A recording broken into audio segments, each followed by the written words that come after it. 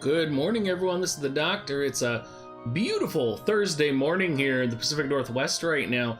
We did get a little bit of rain overnight, but it is expected to be pretty sunny, so I'm a little bit excited for the rest of my day.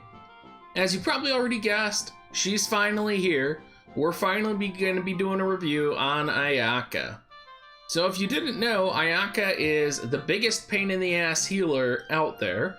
She is incredibly good at her job, and we're going to talk about why you should be using her and how she's going to build your team and fit right on in. She is going to be a wind element. She is UR rarity. Her 3 jobs are going to be White Mage, Green Mage, and Time Mage. She does come from the Brave Exvius area, and you do get her on summon, and she is not time limited right now. For her TMR, they're called the Sacred Steps, and you get HP 240, Agility 5, Critical Evade 10, and Spirit 10, which are a reasonable piece of gear. They are in the accessory slot, and that Agility 5 is, of course, what's going to trigger you guys there. With that comes the ability Purify, which is going to form a barrier around your allies and basically Esuna them. The barrier is going to last for 3 turns, and depending on the level of the ability on her TMR, it's going to be a 5 to 20% damage reduction for those 3 turns. So if you have it fully leveled, it could be very powerful, but if you don't have it fully leveled, you might run into a situation where your characters are casting Purify when maybe they don't need to. Taking a look at her master ability, which if you're unfamiliar, she gets at level 40, it's going to be max HP plus 10% and stop resistance plus 20. Her limit break, which is something that is a bit of a nightmare over here on the right side, Angelic Grace, is going to recover large HP of allies within range and remove stop and raises stop resistance for 3 turns. Now there's a couple things I want to note about this ability. It has range height and area height, and it's also a 4x4 grid essentially. This ability is so powerful in guild battles, in PvP battles where you are facing a double tank comp. Ayaka slides right into that double tank comp, or even like Engelbert and Orlando, for example, someone who has beefier HP, where maybe they'll take the first hit, she'll just come right on in because she's going to have enough AP initially at the start of the fight. She's just going to be pop this right off and heal everybody to maximum health. Definitely one of her most powerful abilities. I would recommend that you maximize Angelic Grace and bring it fully to power. I think it's going to be one of those abilities that you guys are really going to be interested in maxing out on her. In terms of her stats, she is going to have an HP of 1,881, which is actually pretty high for a healer. She's going to have AP 176, which is also very high, TP 207, a movement of 3 and a jump of 1, which we would kind of expect, low attack, magic of 231, which is pretty beefy, and then we get speed 60, which for a healer, a speed of 60 at its base is incredible, you guys. In her board, we get HP plus 60, TP plus 9, a beastly starting AP plus 10. I don't think you see units with starting AP plus 10. That is a lot. Magic plus 42 is going to put her in the 270 range. Another plus 4 agility, which will put her at 64 base agility. 24 dex, doesn't much care about that. Luck plus 30. And of course, we're going to get that magic plus 20%. So she's actually going to have over 300 magic, which is pretty powerful. You could actually use her in an offensive capacity pretty well here. Let's talk about some of her abilities that you're going to be using. You're more than likely going to be using all of these abilities that are on your screen right now.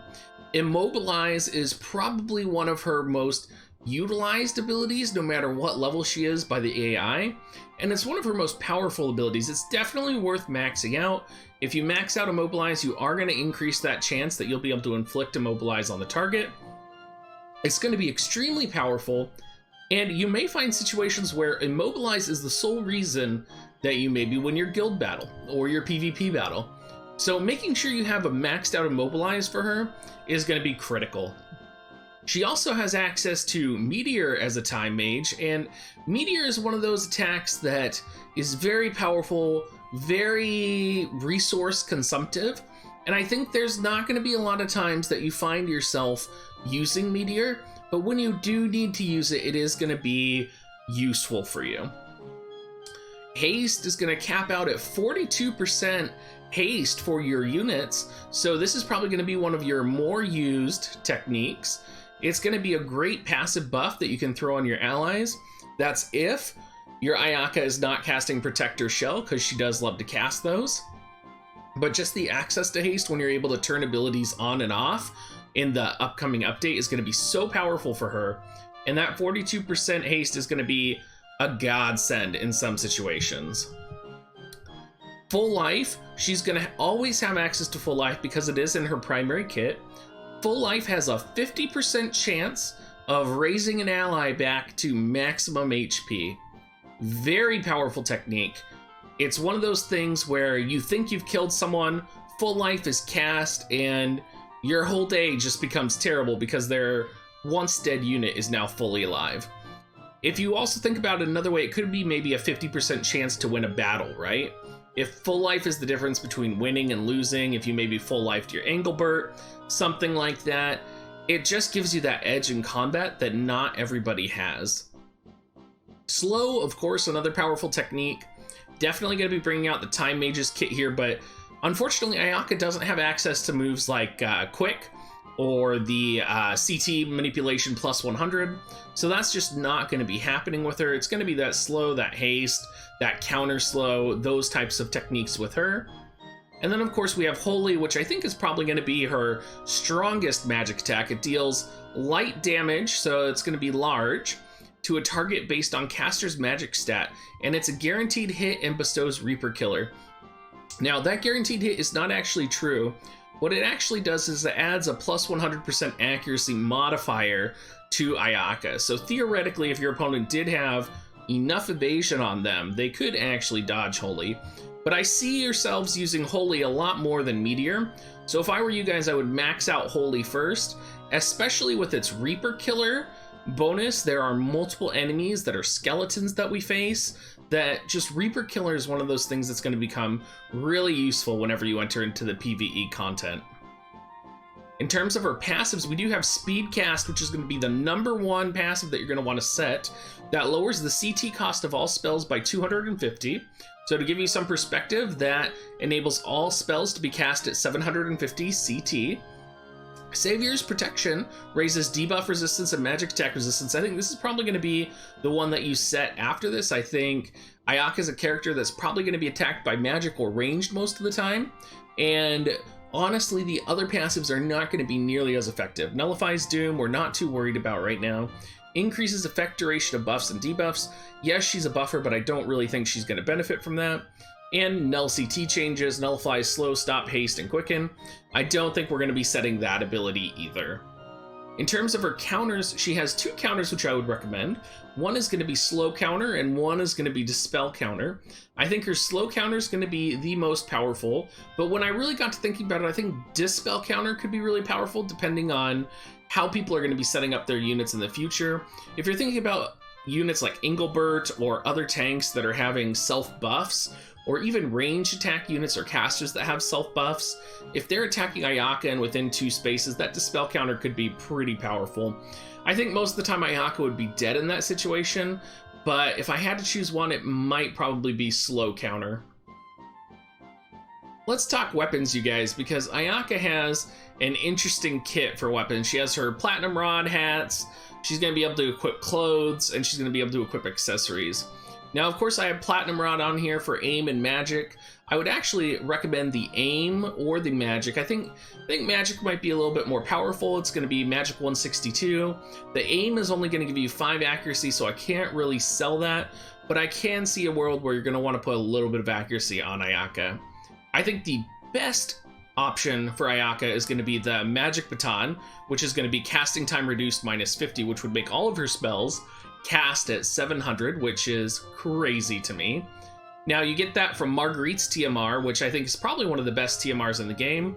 Along with that, it also gives a beautiful crit +9, so I would definitely recommend, if you are planning on using a healing character or using Ayaka, try and get this Magic Baton because it is a powerful TMR ability. You can use your TMRs on other characters and put the Magic Baton on her. I think it's just going to be something you're going to want in the long run for things. In terms of other TMRs, you could also use the Chronal Cap, which is going to give agility +5. It's a pretty easily acquired TMR. It's Phoebe's TMR.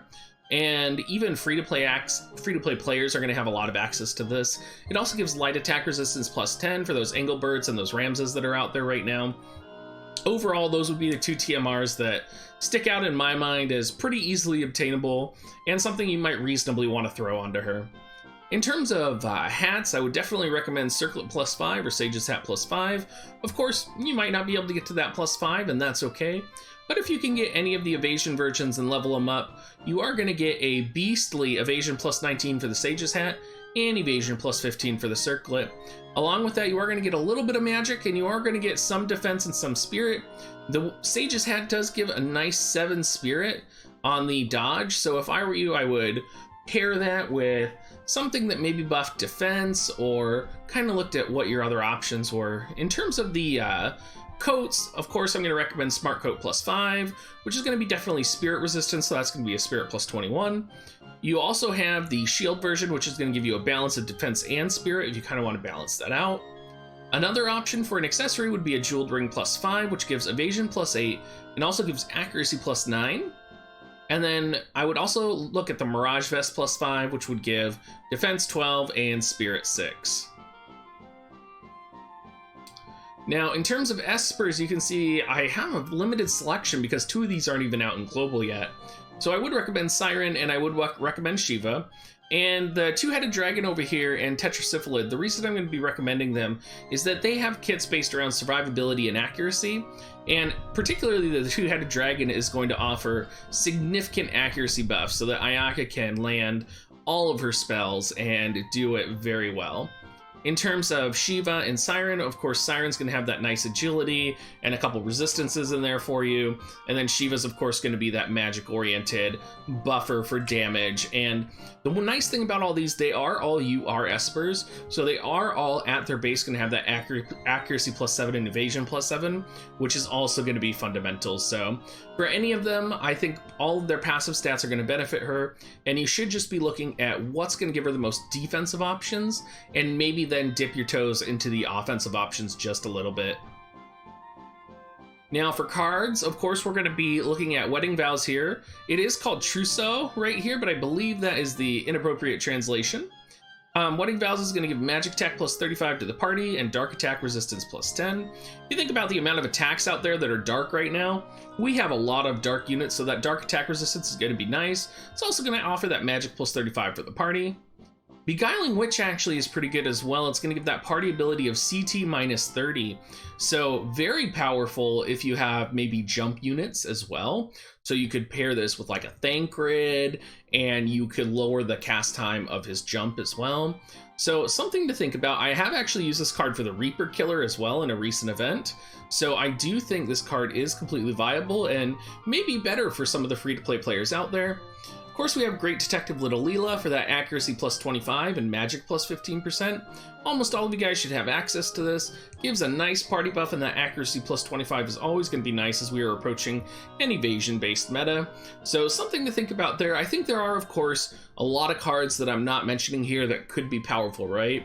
So I'm thinking about like Iron Giant for the slash attack resistance +10. I'm thinking about Shiva for that evasion up. I'm thinking about Titan for that max HP up.